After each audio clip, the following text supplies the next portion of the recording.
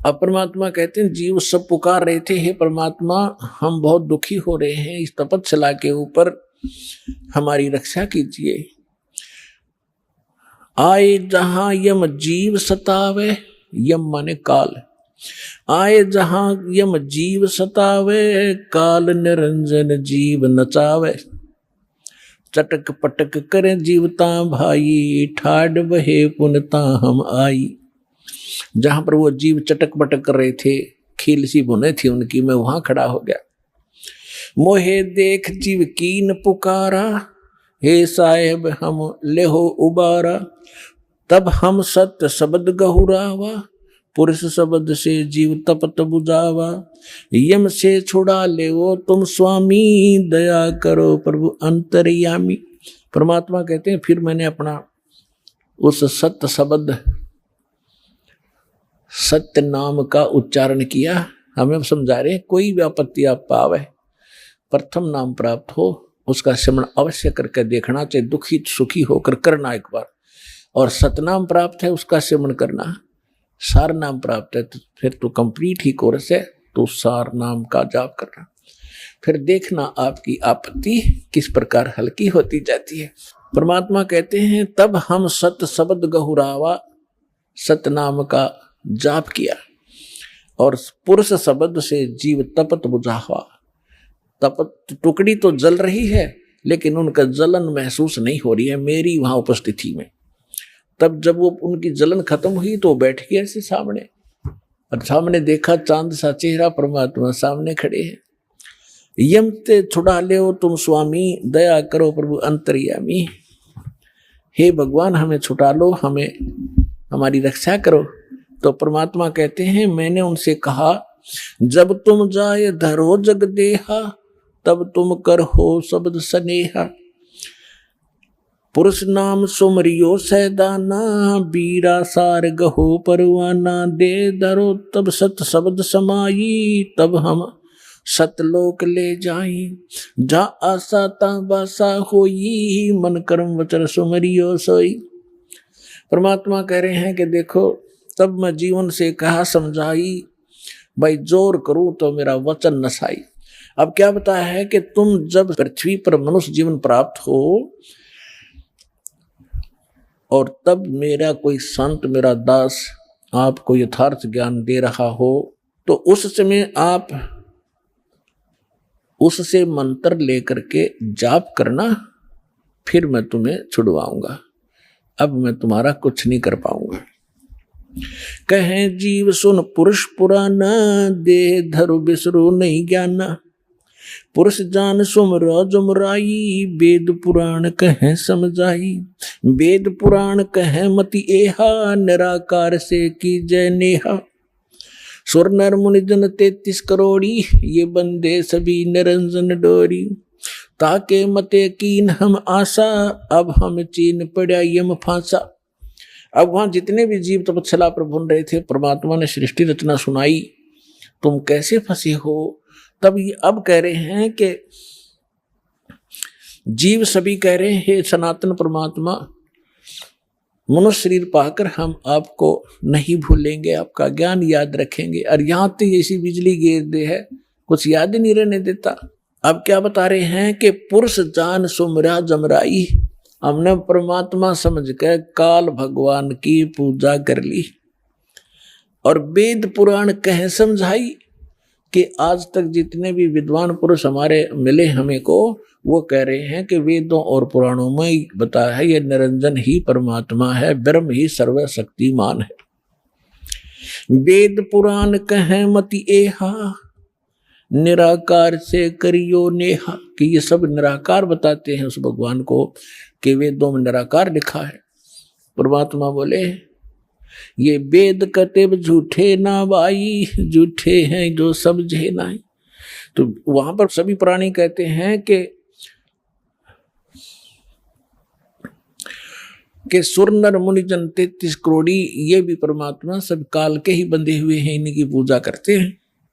और ताके मते कीन हम आशा, उन्हीं के विचारों के आधार से हमने भी इसी आस पर ये साधनाएं की। अब हमो चीन पड़ा यम फांसा, अब हमने काल के इस जाल का पता लगा आपके ज्ञान से।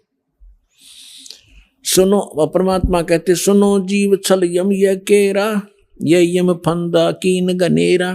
अब परमात्मा कहते हैं धर्मदास जो पूछो मोही, युग युग कथा कहूं मैं तो ही, जब ही पुरुष आज्ञा की ना, जीवन काज पृथ्वी पग दीना। कर परिणाम तब पृथ्वी पग धारा, पहुंचे जहां धर्म दरबारा। प्रथम चले जीव के काजा, पुरुष प्रताप शीश पर छाजा। आवत मिले धर्म अन्यायी, दिन तीन पुन हमसे राड बढ़ाई। मोकू देख धर्म डिग आवा, महाक्रोध बोलो उतर अतुरावा।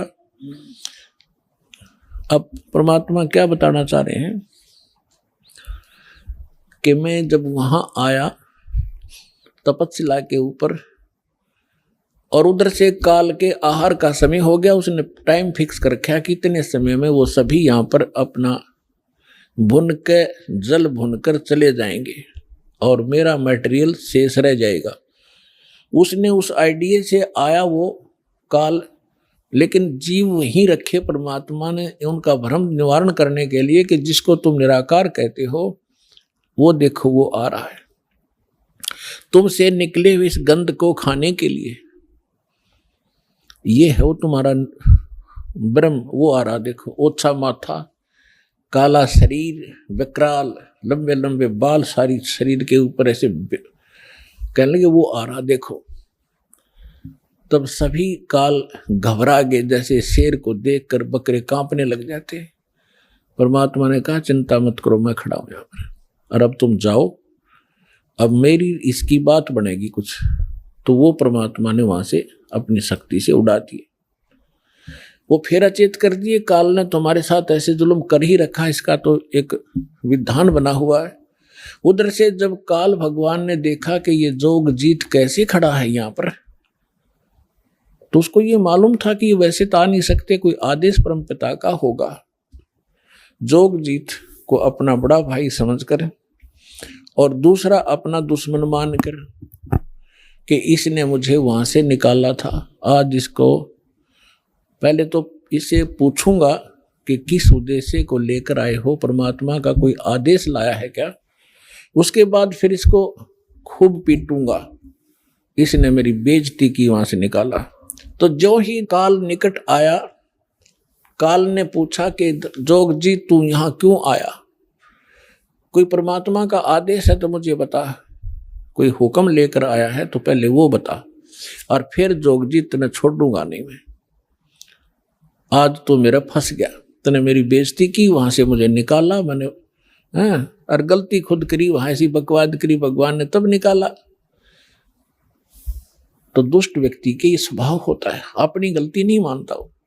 तो तब परमात्मा ने जोगजीत रूप में भगवान कबीर साहब ने कहा कि सुन ले ज्योति निरंजन, आदेश परमपिता का, तूने सभी प्राणियों को महादुखी कर रखा है, कोई कुत्ता, कोई गधा, कोई सूअर बनाकर, और मनुष्य जीवन में कोई सुखी नहीं। क्या ये इसलिए तेरे साथ आए थे? तेरे साथ आगे न गलती कर दी तो ऐसा प्रतिशोध लिया करते। तो उसने कहा कि तू अपना मतलब बता, तेरा क्या उद्देश्य है। तो परमात्मा ने कहा कि मेरा उद्देश्य है मैं नीचे जाऊंगा ब्रह्मांडों में। 21वें ब्रह्मांड की बात है, सबसे ऊपर तपस्या है, आपने ब्रह्मांडों के चित्रों में देखी होगी जो दास ने बनाए। कहा कि नीचे के लोकों में जाऊंगा, तेरा भांडा फोड़ करूंगा, तेरा सारा पोल खोल लूंगा कि भगवान नहीं है, ये काल है, इसको ये श्राप लगा हुआ है, तुम गंदे लोक में रह रहे हो, तुम यहाँ के वासी नहीं हो। और सबको यथार्थ ज्ञान देकर परमात्मा ने ऐसा मंत्र दिया मेरे को, जो प्राणी उस मंत्र को ले लेगा काल तो निकट नहीं जा सकता उसके। ऐसा मंत्र मेरे पास है, वो जाके दूंगा। तो उसने सोचा कि तो मेरा नाश करेगा, नीचे जाकर भेद बतावेगा तो उजड़ जाएगा सब कुछ मेरा। तो इसने परमात्मा ने कहा कि इस बात को सुनकर इतना भयंकर हो गया, मुझे मारने के लिए झपट्या। धर्मदास जी को परमात्मा कहते हैं कितना भयंकर अटैक काल का आपके ऊपर हो जो मंत्र मेरा दास आपको दे या मैं कभी आऊं जब दूं, तो उस मंत्र का जाप करके देखना एक बार। पहाड़ जैसे दुख को ऐसे फोड़ दिया जैसे बारूद फोड़ देती है। तो परमात्मा अपने ऊपर बताकर हमें संकेत दे रहे साथ में कि धर्मदास मैंने उस सुमरण किया सतनाम का और सार नाम का, साथ में सतनाम का।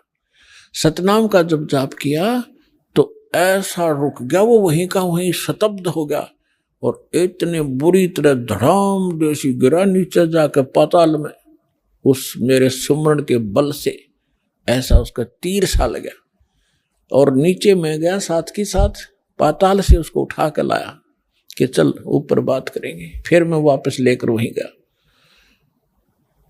तब वो ऐसा पड़ा पड़ा तड़फ रहा था जैसे पक्षी के पंख कट जाते हैं, उसकी कोई पार नहीं बसाती, ना उड़ सकता ना कहीं भाग सकता, ऐसे तड़फ रहा था। तब इसने घिसड़ के मेरे पैर पकड़ लिए नीचे आके, इस काल भगवान ने, ब्रह्म ने, और पैर पकड़ कर रोने लगा, कहने लगा तू मेरा बड़ा भाई, मैं आपका छोटा भाई।